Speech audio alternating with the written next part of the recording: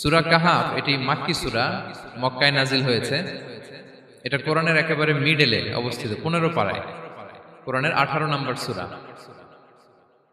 আপনারা অনেকে দেখে থাকবেন যে সূরা কাহাফের মধ্যে একটা শব্দ আছে ওয়ালিয়াতালাত্তাফ। যারা কোরআন পড়েছেন দেখে থাকবেন, না দেখলে আজকে বাসায় যে দেখবেন একটা শব্দ আছে ওয়ালিয়াতালাত্তাফ। দেখবেন কোরআনের মধ্যে এই শব্দটা বোল্ড করা, মোটা কালি দিয়ে লেখা, বোল্ড।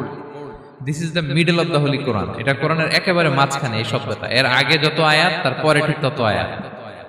সুবহানাল্লাহ বিহামদিহি। This is the middle of the holy Quran, এবং এটা সূরা কাহাফের মধ্যে আছে ওয়ালিয়াতালাত্তাফ শব্দটা আপনারা দেখবেন। এবং এই সূরাটা নবুয়তির ৫ম বৎসরে নাজিল হয়েছিল, আবিসিনিয়াতে, হিজরতের পূর্বে। তখন সাহাবীদের উপর, নমুসলিম সাহাবাদের উপর কঠিন অত্যাচার চলতেছিল, ভয়ঙ্কর ধরনের অত্যাচার।